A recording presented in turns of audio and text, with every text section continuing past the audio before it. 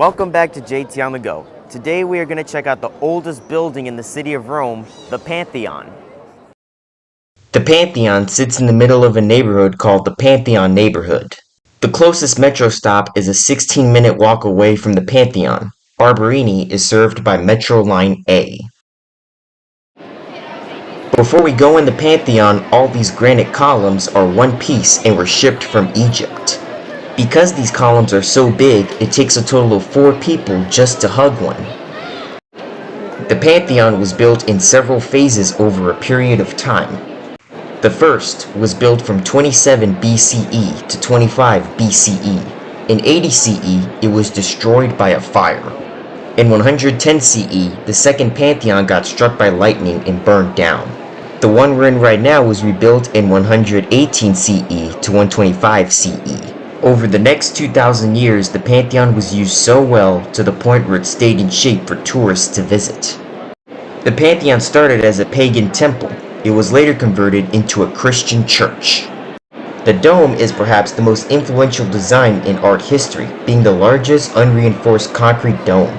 It served as a model for the Cathedral of Santa Maria dei Fiori in Florence, Italy.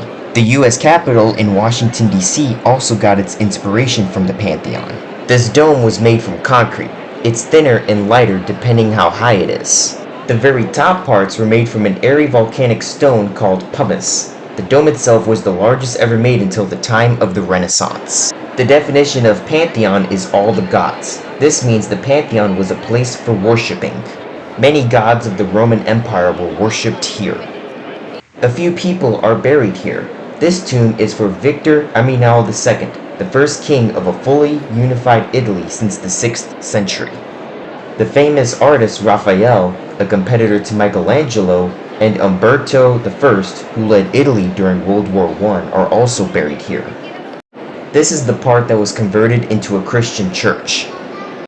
However, the Pantheon, like other ancient sites in the city of Rome, was lucky to survive World War II.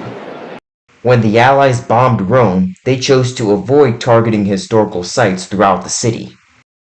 That's how the Pantheon and other historic sites survived the war, thanks to that decision made by the United States and Great Britain. At the very top, that light at the center of the dome is called the oculus, the only source of light. From this 1800-year-old floor, 80% of the original stones survive. That's a good percentage of the original. There are holes and slants around the circumference to let rainwater drain and not cause flooding. The Pantheon stands at 143 feet, and the dome has a diameter of 142 feet or 43 meters. If you want to have the finest look of the splendor of ancient Rome, the Pantheon is the place for you.